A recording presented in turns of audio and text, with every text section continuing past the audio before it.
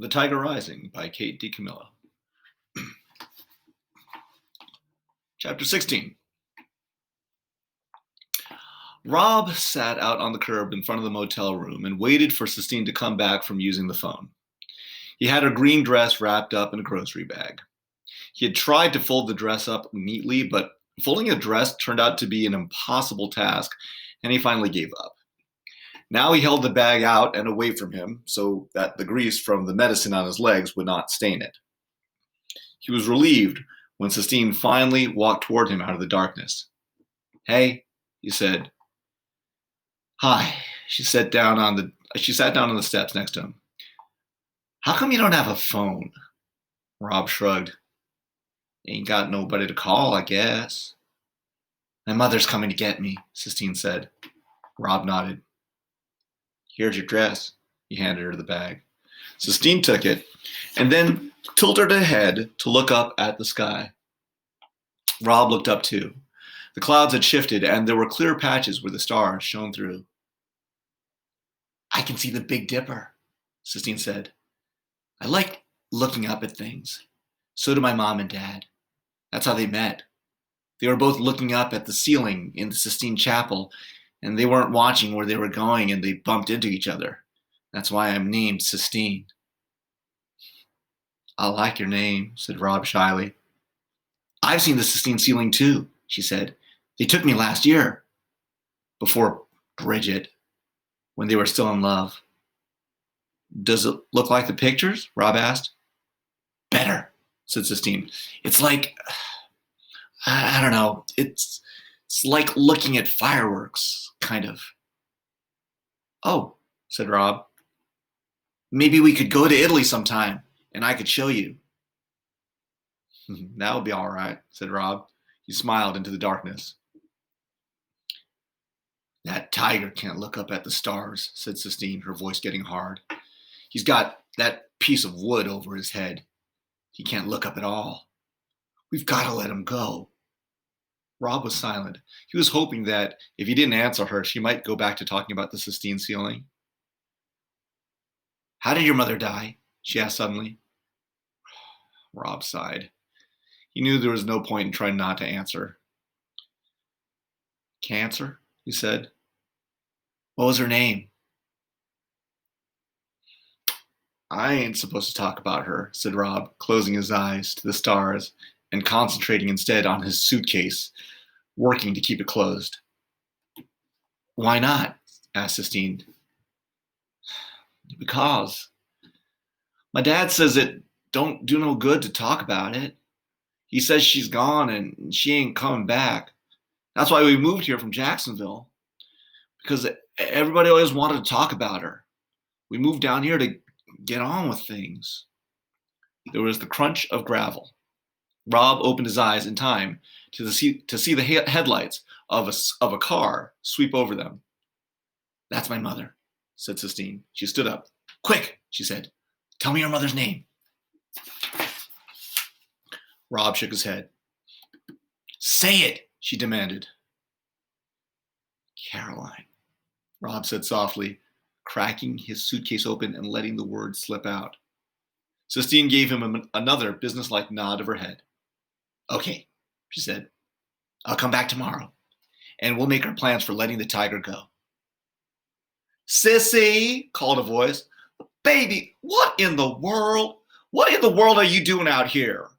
Sistine's mother got out of the car and came walking toward them. She had on high heels, and she wobbled as she walked in the gravel parking lot of the Kentucky Star. Her hair was a lighter shade of yellow than Sistine's and piled up high.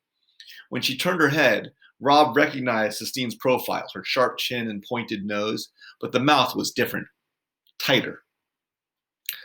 "Good Lord," said Mrs. Bailey to Sistine. "What have you got on?" "Clothes," said Sistine. "Sissy, you look like a hobo. Get in the car." She tapped her high-heeled foot on the gravel. Sistine didn't move. She stood beside Rob. "Well," said her mother when Sistine didn't move, "you must be Rob. What's your last name, Rob?" "Horton," said Rob. "Horton," said Mrs. Bailey. "Horton. Are you related to Selden Horton, the congressman? No, ma'am, said Rob. I don't think so. Mrs. Bailey's eyes flicked away from him and back to Sistine. Baby, said Mrs. Bailey, please get in the car. When Sistine still didn't move, Mrs. Bailey sighed and looked back at Rob again. She won't listen to a word I say, Mrs. Bailey told him. Her father is the only one she'll listen to. And then, under her breath, she muttered, her father's a liar. Sistine growled somewhere deep in her throat and stalked to the car and got in and slammed the door. You're the liar, she shouted from the backseat of the car. You're the one who lies. Jesus, said Mrs. Bailey.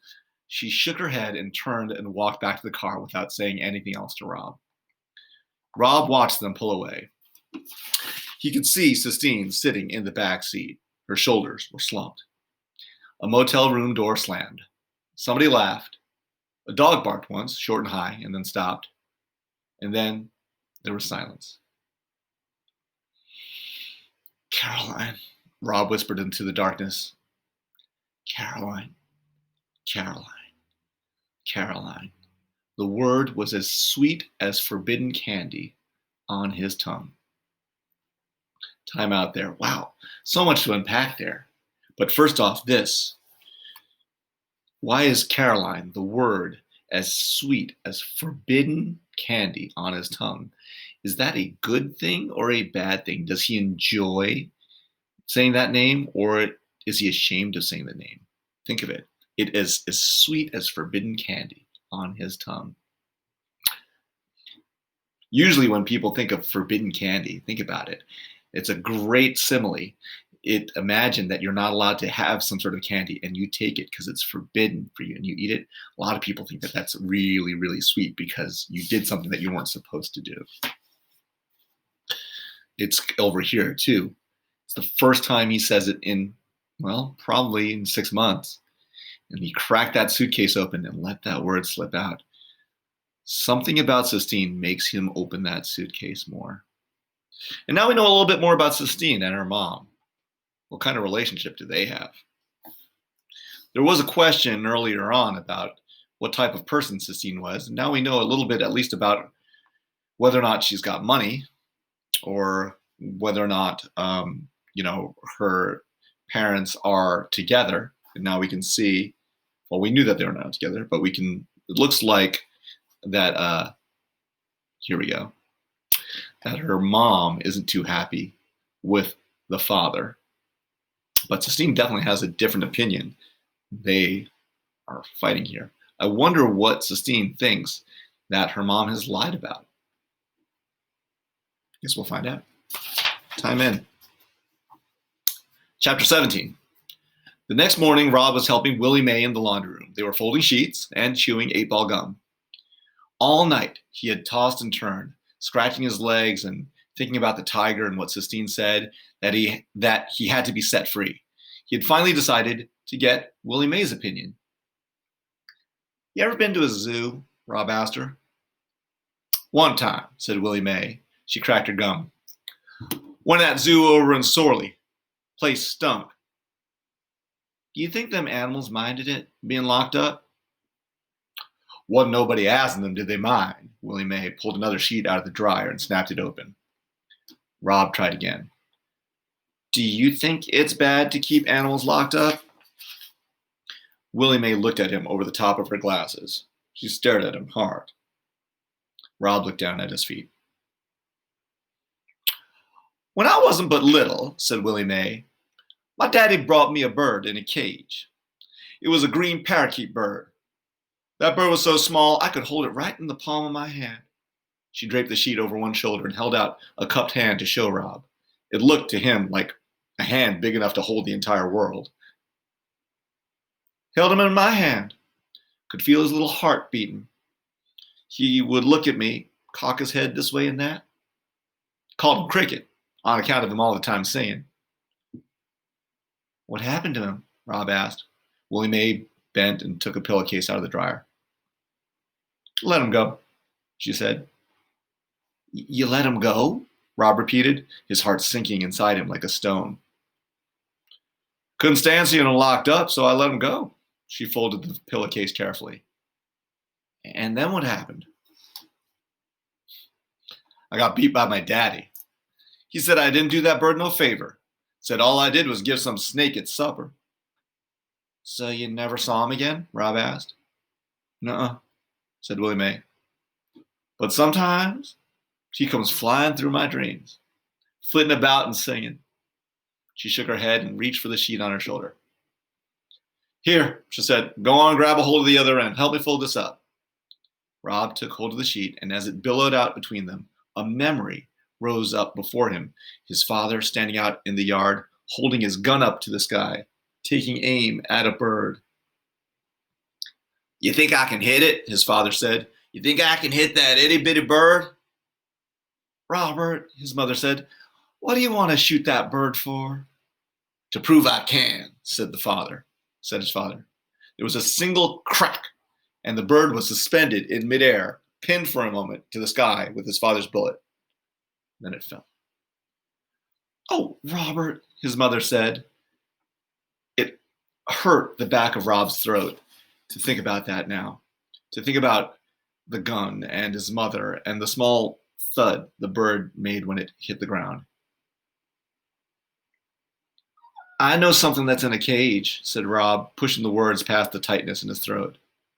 Willie Mae nodded her head, but she wasn't listening.